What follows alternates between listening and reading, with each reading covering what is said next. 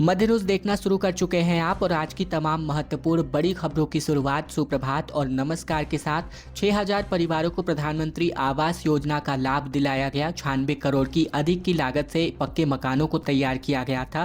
पक्का मकान प्रदान करने का काम तेजी से किया जा रहा है और इन्हीं प्रयासों के अंतर्गत प्रधानमंत्री आवास योजना के अंतर्गत इंदौर जिले के सांवेर विधानसभा क्षेत्र में तकरीबन 6152 आवास स्वीकृत किए गए हैं, जिनमें से 2446 पात्र हितग्राही परिवारों को आवास प्रदान किया गया है। मध्य प्रदेश के 3 जिलों के 68 गांवों के नाम बदल दिए गए हैं। उर्दू, अरबी और पहचान मिटाने का सरकार ने एक बड़ा फैसला किया है। दरअसल मध्य प्रदेश की बीजेपी सरकार ने यूपी की राह पकड़ ली है। प्रदेश के बड़े जिलों में शामिल प्रमुख शहरों से लेकर कस्बों और गुमनाम गांवों तक के नाम बदले जा रहे हैं। कई रेलवे स्टेशनों के नाम भी परिवर्तित किए जा चुके हैं। मुख्य तौर पर होशंगाबाद नर्मदापुरम बन चुका है, जबकि समसमाबाद श्यामपुर बन चुका है। साथ ही इस्माइल खेड़ी अब ईश्वरपुर कहा जाने लगा है। देवास में सीएम डॉक्टर मोहन यादव ने सार्वजनिक कार्यक्रम के अंतर्गत एक मुश्त तरीके से 54 गांवों के नाम बदलने का ऐलान कर दिया है। मुख्यमंत्री पहले भी सार्वजनिक कार्यक्रमों में कस्बों गांवों का नाम बदलने की घोषणा कर चुके हैं। रीवा प्रयागराज मार्ग पर 5000 से ज़्यादा वाहन फंसे हुए हैं। महाकुंभ के अंतिम शाही स्नान को लेकर 70 किलोमीटर के एरिया में जाम और स्लो मूविंग ट्रैफिक लगा हुआ है। रीवा में माघी पूर्णिमा के अवसर पर शाही स्नान से एक दिन पहले प्रयागराज महाकुंभ जाने वाले श्रद्धालुओं की तादाद बढ़ने की वजह से सड़कों पर गाड़ियों की काफ़ी लंबी कतारें लग चुकी हैं। यहाँ तकरीबन 70 किलोमीटर के दायरे में जगह जगह जाम और स्लो मूविंग ट्रैफिक के हालात बने हुए हैं। रीवा के रायपुर कलचुरियान से लेकर के गांगेय, साथ ही चाक घाट और सोहागी पहाड़ी पर कई किलोमीटर तक केवल गाड़ियां ही गाड़ियां नजर आ रही हैं। ऐसे में कई जगहों पर जाम की स्थितियां बनी हुई हैं, जिसे खुलवाने के लिए प्रशासन अपनी एड़ी चोटी का जोर लगाने को मजबूर है। छिंदवाड़ा में बर्ड फ्लू अलर्ट को लेकर 30 दिनों के लिए मटन और चिकन की दुकानों को सील्ड कर दिया गया है। छिंदवाड़ा में बर्ड फ्लू का खतरा बढ़ चुका है। शहर की 2 चिकन दुकानों पर बिल्लियों के सैंपल में H5N1 पॉजिटिव पाए जाने के बाद प्रशासन ने सख्त कदम उठाए हैं। संक्रमित क्षेत्रों में 30 दिनों के लिए सभी मटन और चिकन की दुकानों को सील कर दिया गया है। शहर के विक्की चिकन शॉप और नोवेल्टी चिकन शॉप में बिल्लियों के सैंपल में बर्ड फ्लू वायरस की पुष्टि हुई है। इसके बाद जिला प्रशासन ने कड़ी कार्यवाही करते हुए इन दुकानों और आसपास के इलाकों को कंटेनमेंट जोन घोषित कर दिया है। खबरों में आगे बढ़े इसके पहले अगर आप मध्य प्रदेश के हैं, मध्य प्रदेश की तमाम बड़ी खबरें ठीक इसी प्रकार रोजाना देखना चाहते हैं तो चैनल जरूर से सब्सक्राइब करके रखिएगा, ताकि प्रतिदिन की महत्वपूर्ण खबरें मध्य प्रदेश समाचार बिना किसी रुकावट रोजाना हम आप तक पहुंचा सकें।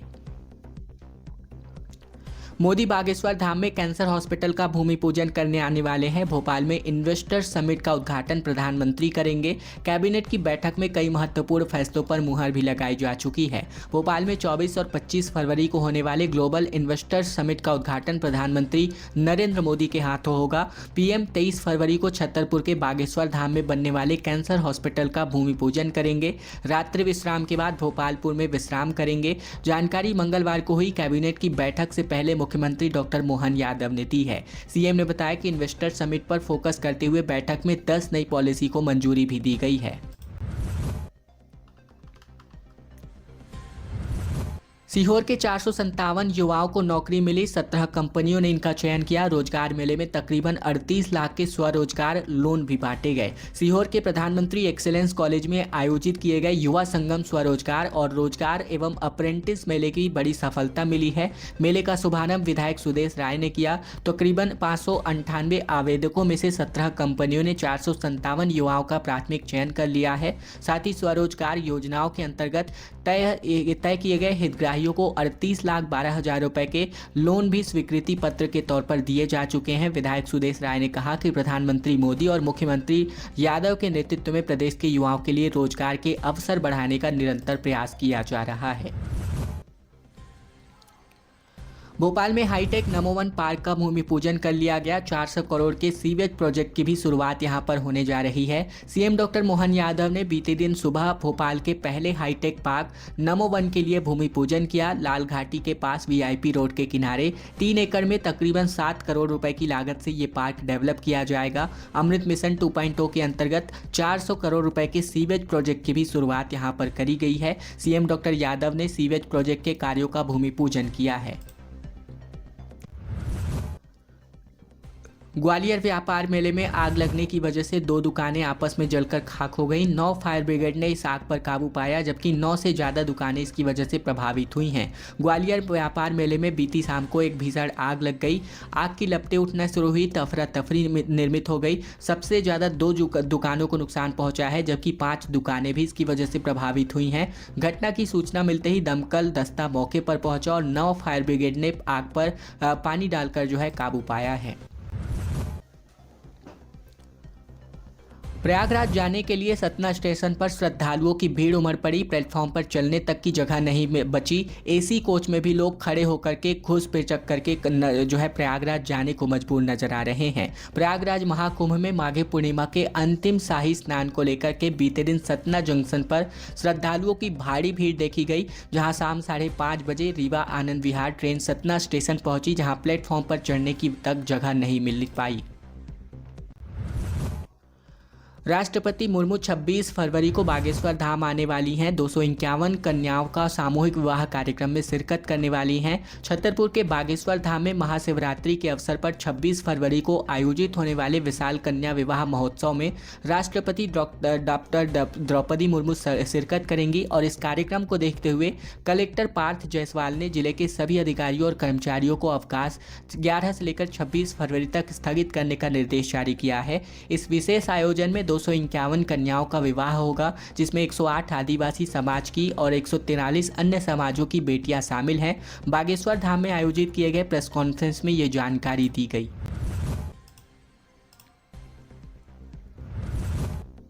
मध्य प्रदेश की बोर्ड परीक्षा में 0 या फिर 90% से अधिक अंक लाने वाले विद्यार्थियों की उत्तर पुस्तिका का पुनर्मूल्यांकन मुख्य परीक्षक के तौर पर किया जाना है। माध्यमिक शिक्षा मंडल की 10वीं और 12वीं की बोर्ड परीक्षा में 25 फरवरी से ये परीक्षा आयोजित की जा रही है। ऐसे में 5 मार्च से मूल्यांकन का कार्य शुरू कर दिया जाएगा। मूल्यांकन करने वाले शिक्षकों को मंडल ने अच्छे और बिल्कुल फिसड्डी विद्यार्थियों पर विशेष ध्यान देने का निर्देश जारी किया है। ऐसे विद्यार्थी जिन्हें एक भी नंबर ना मिला हो या फिर जिनके नंबर 90% से अधिक आए हो, उनकी उत्तर पुस्तिका का जांच दोबारा मुख्य परीक्षा की उपस्थिति में होने वाली है। मध्य प्रदेश में 7 बच्चों समेत कुल 17 मजदूरों को महाराष्ट्र में बंधक बनाया गया, जहां पुलिस ने इनको मुक्त कराया है। दरअसल मध्य प्रदेश के गन्ना कटाई के लिए महाराष्ट्र के उस्मानाबाद जिले के गंभीरवाड़ी गांव ले करके जाए गए बम्भाड़ा गांव के 7 बच्चों और 10 महिला पुरुषों को बंधक बनाकर काम कराने का मामला सामने आ रहा है। शाहपुर थाना पुलिस और जिला प्रशासन की टीम मंगलवार को उन्हें मुक्त कराकर बुरहानपुर ले आई और इस संबंध में गमा बारेला निवासी चंदगढ़ और साथ ही बम्भाड़ा ने कलेक्टर को आवेदन दिया था। इस पर 29 जनवरी को कलेक्टर ने एसपी देवेंद्र पाटीदार को पत्र जारी कर बंधकों को मुक्त करने का आदेश जारी किया था।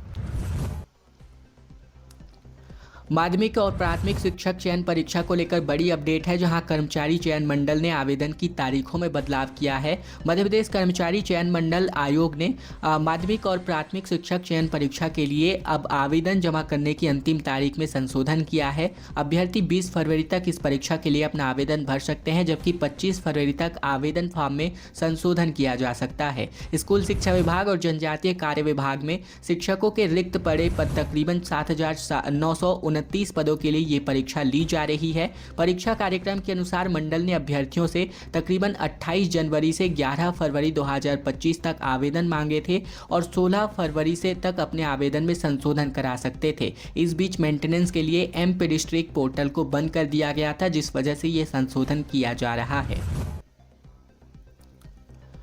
उज्जैन में डीजे बैंड और लाउड स्पीकर पर बैन लगा दिया गया है। एग्जाम सीजन में 2 महीने तक अनुमति पर बिना अनुमति के ये जो सारी चीज़ें हैं नहीं बजा सकते हैं। रात 10 बजे के बाद पूर्णतः ये सारी चीज़ें प्रतिबंध होने वाला है, चाहे अनुमति हो या फिर ना हो। दरअसल उज्जैन में एमपी बोर्ड समेत अन्य परीक्षाओं के मद्देनजर कलेक्टर नीरज कुमार ने ये महत्वपूर्ण आदेश जारी किया है। कलेक्टर के आदेश के मुताबिक अनुमति लेकर भी ध्वनि विस्तारक यंत्रों का उपयोग केवल सुबह 6 बजे से रात 10 बजे के बीच तक ही किया जा सकता है, और वो भी अनुमति होने पर।